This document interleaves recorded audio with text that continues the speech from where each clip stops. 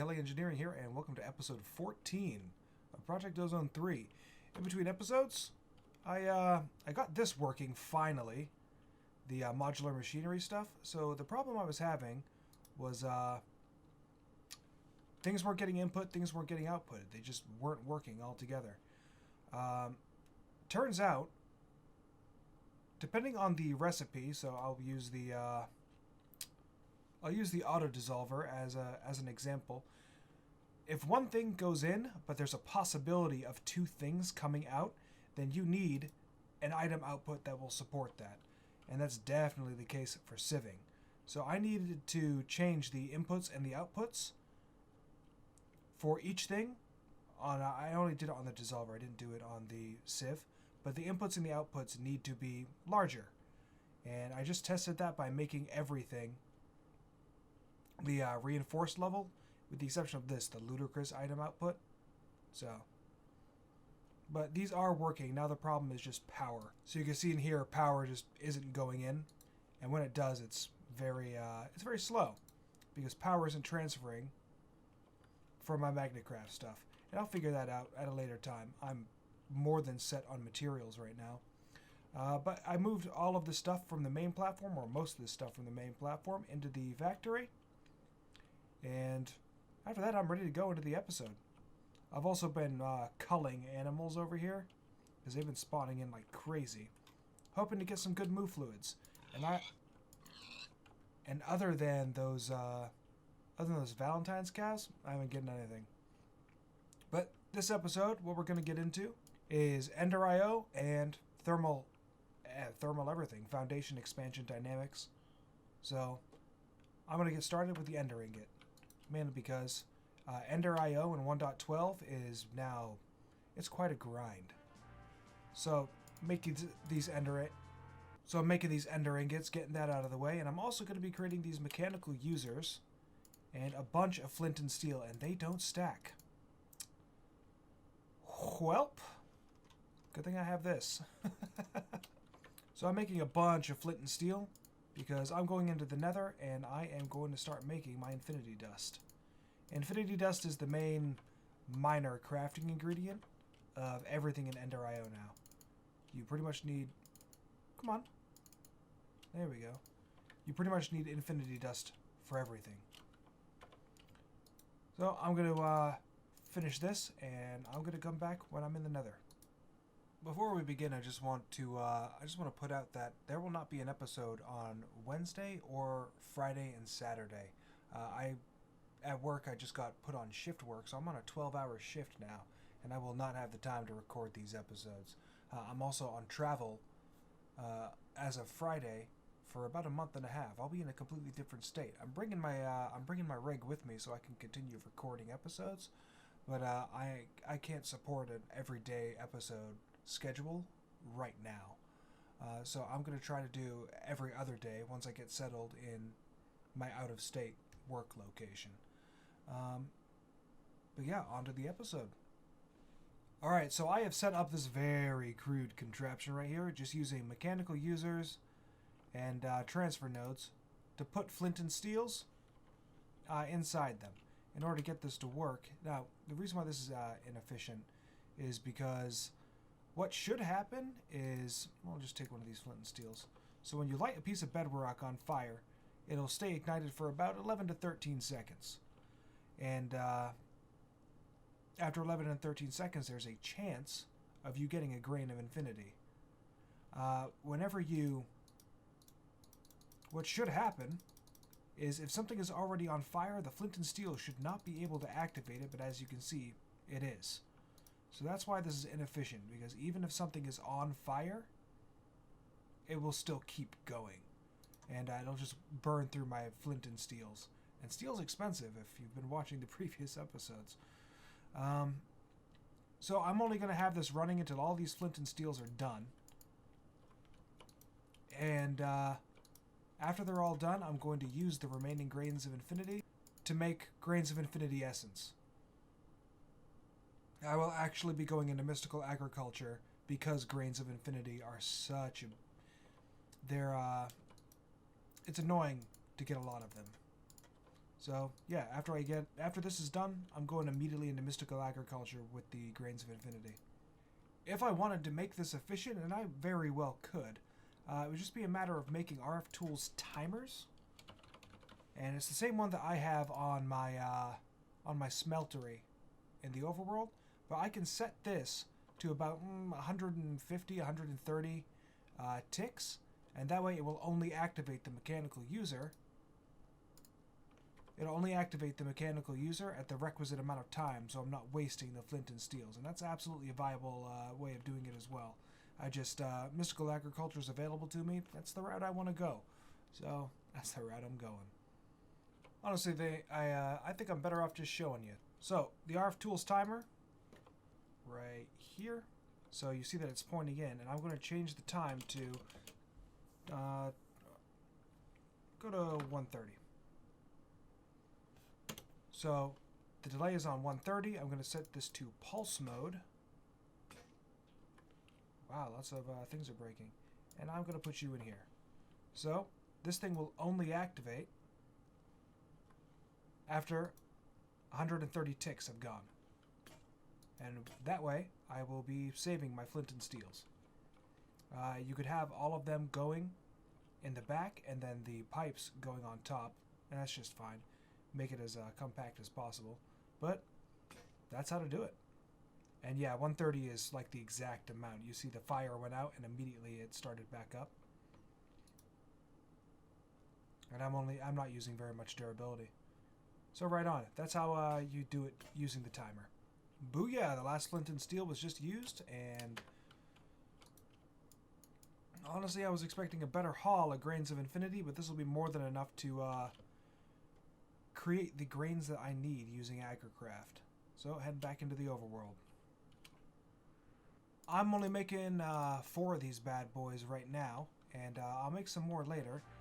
Actually, come to think of it, I should probably make not a seed reprocessor, but what is that item called? Mystical Agriculture leaves a sour taste in my mouth, so I don't use it very often.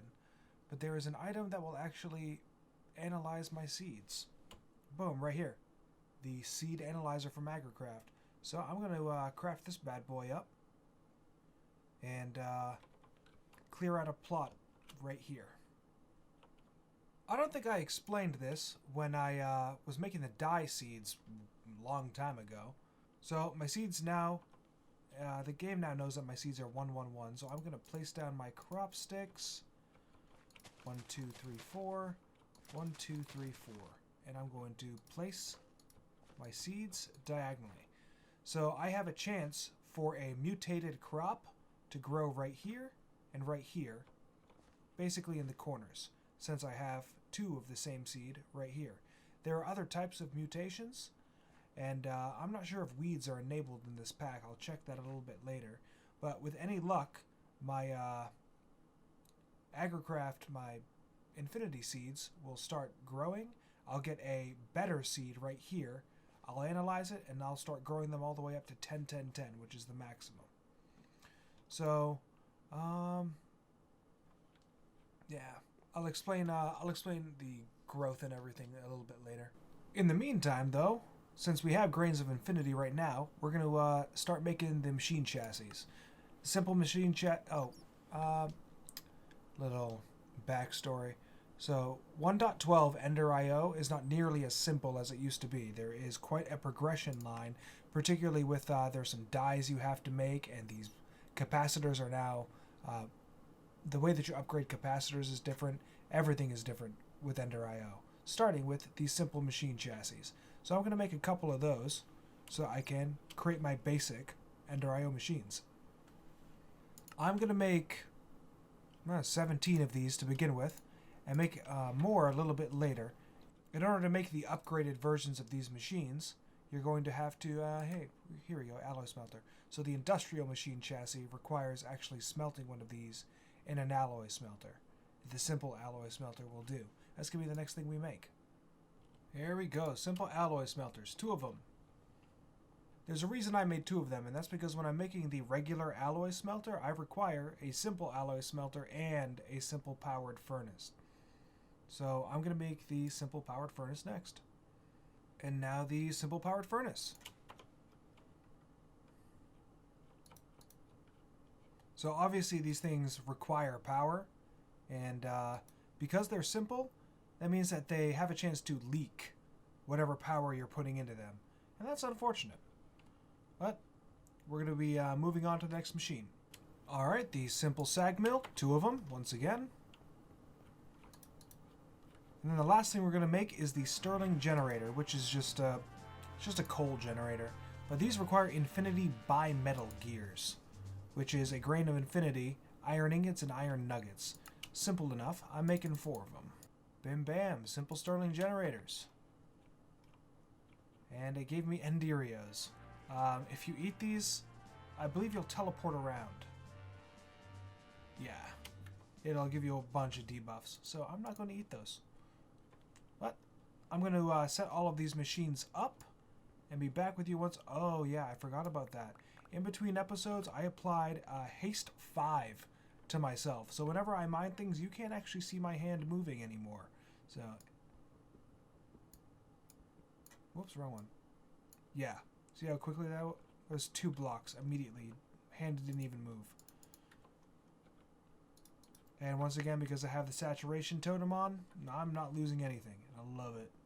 I dropped 1 piece of coal coke inside the Stirling generator, and you can see it's actually generating quite a bit of energy right now, 30 micro infinities per tick. But you see, I'm losing it. There is leakage with the simple stuff. So I am always going to be using a block, and it's not smart if you're using the simple to just drop a whole stack of something in there, because you're just going to blow through it. With the configure IO, if you've used Ender IO before, this is familiar to you. You can just push and pull anything out of this stuff. I am not going to push from the sag mill directly into the powered furnace, because frankly I don't need to right now. I'm just going to place a chest and then push and pull from the chest. I also have the same setup over here. The reason why I'm going to be doing this is because the next step in Ender IO is making all of the dyes. There are industrial dyes that you need to make. I think I have some bone meal in here. Yeah. So I'm going to go grab another pair of shears, and I'll be right back with you. If I'm going to make the industrial machine chassis, I need to make industrial dye blend. The industrial dye blend is made from a whole bunch of stuff. Crushed lapis, crushed quartz, which I'm getting from sieving, and organic green dye. That's the hard one, and the reason why I got the shears. So a piece of slime and some grass clippings, or an egg and some grass clippings. There's a whole bunch of stuff to get this organic green dye. I'm going to go with the clippings and trimmings, which is flowers, grass, whatever, inside of a sag mill. So, let's go get some grass. And if there was any question, yes, you can absolutely vein mine the grass, which makes things so much easier. Alright, so I just set this this sag mill to pull from the spruce chest and push to this oak chest, and I'm going to drop this grass right in here along with these flowers. Who cares? And what I'm going to be getting is these clippings and trimmings. That's exactly what I need in order to make my green dye. Now, thankfully, like episode 2 or 3, I decided to get this slime sapling because I'm going to need quite a bit of slime. Boom, look at that. While that is doing its magic, I am going to get some of that crushed lapis I need. I'm going to go make a couple more chests as well. So I put these 2 stacks of coal in there, but I am going to need much more than that. If you look at the alloy smelter recipe, it's actually 6 coal powder and 1 piece of slime to get me 2. Or, where are you? 3 and an egg to get me 1. So regardless, I'm going to need quite a bit of coal. I'm going to drop some more in there. While my lapis and coal are in the sag mill, you can look at my crop sticks and see that I actually got some mutated crops here. Mainly this one was mutated, so I'm going to check it out, throw it in the Seed analyzer. Oh, it's a 111. Hmm.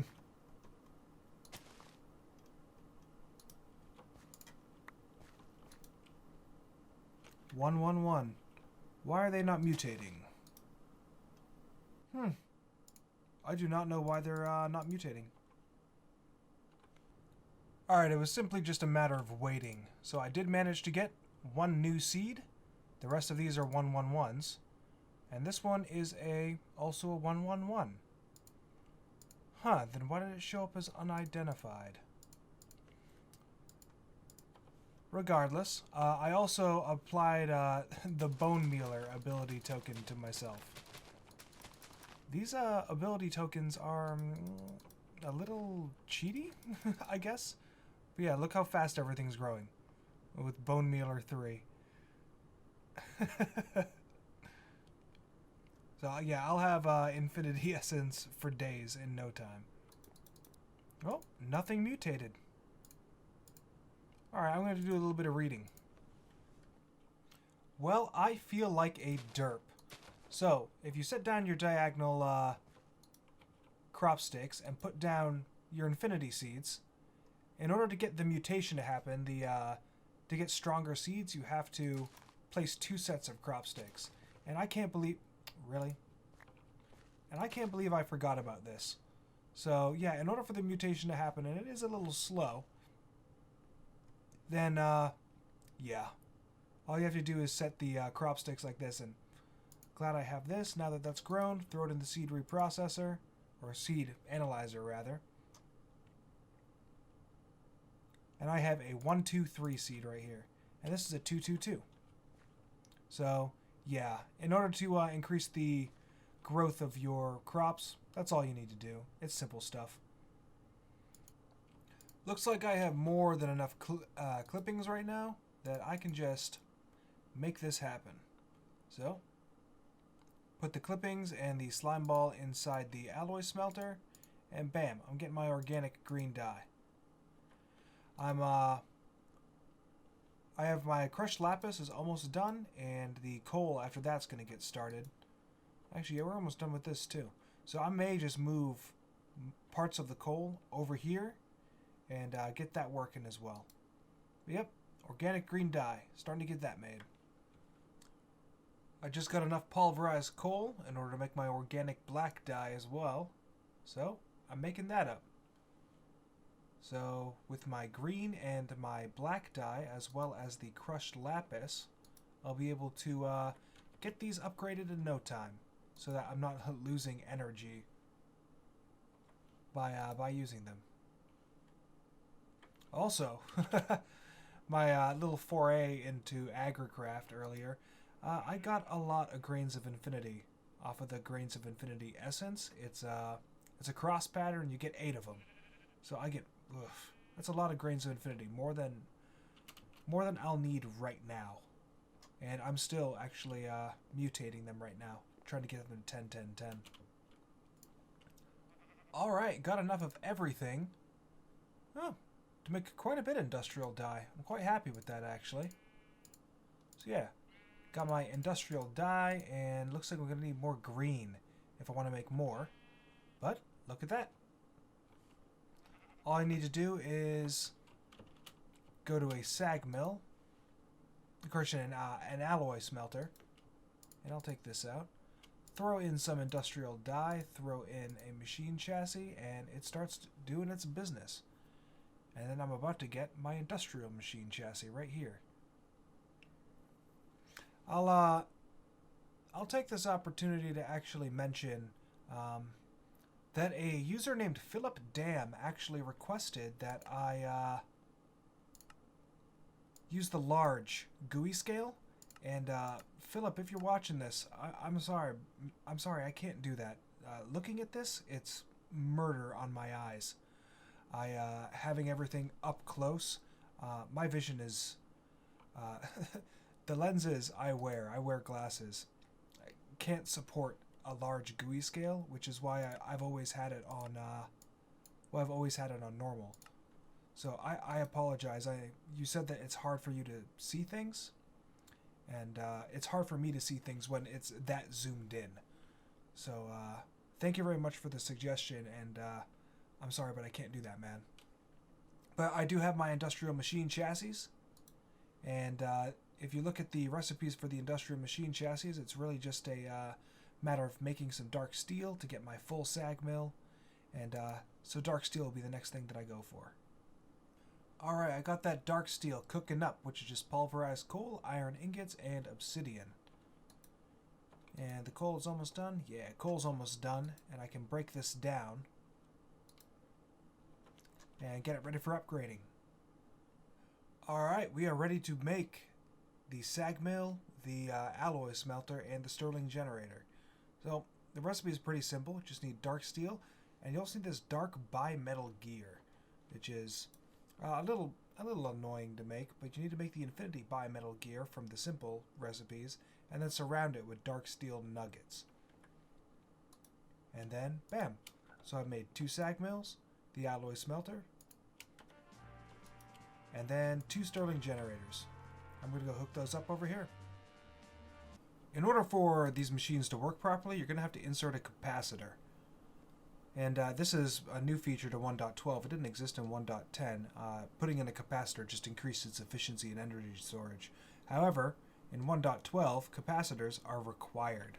So to make a capacitor, I'm going to go back over here. First thing you're going to have to do is make some grainy capacitors, which are just grains of infinity and iron nuggets. And I'm going to make 2 stacks of them right now, so that I can add them to the basic capacitor recipe, which is gold nuggets, grainy capacitors, and a copper ingot. You're going to go through gold and copper pretty quickly if you rely very heavily on Ender IO. So I am just going to make 6 of these for now. Going to throw them in each of my machines. And now the machine will work.